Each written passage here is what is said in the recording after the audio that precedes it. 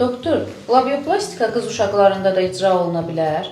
Bəli, labioplastik əməliyyatı bakirə xanımlarda da tamamilə təhlükəsizdir. Onlara da bu əməliyyatı icra etmək olar. Doktor, labioplastikadan sonra cinsi əlaqə zamanı hissiyat azalır? Xeyr, əksinə artır. Doktor, bir neçə dəfə labioplastika etmək olar? Bəli, əgər öncəki əməliyyatınızın nəticəsi sizi qane etmirsə, təkrar rekonstruktiv labioplastik əməliyyatı icra oluna bilər. Doktor, cinsiyyət dodaqları keçirilmiş infeksiyalardan sonra deformasiya oluna bilər? Bəli, bəzən genital bölgədə baş verən uzun müddət axıntılar, qaşınma, giperemiya zamanla cinsiyyət dodaqlarının deformasiyasına səbəb ola bilir.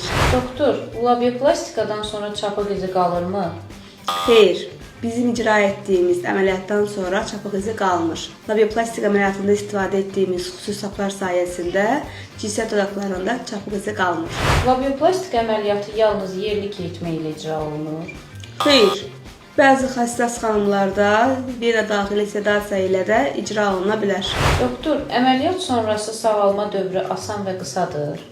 Bəli, bizim icra etdiyimiz labioplastik əməliyyatından sonra reabilitasiya dönəmi 3-5 gün olur. Doktor, labioplastikanı paralel olaraq digər ginekoloji əməliyyat zamanı icra etmək olar?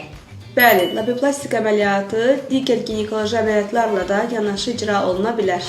Doktor, əməliyyat üçün yaş məhdudiyyəti var? Xeyr, ehtiyac duyan hər bir xanım labioplastik əməliyyatı oluna bilər.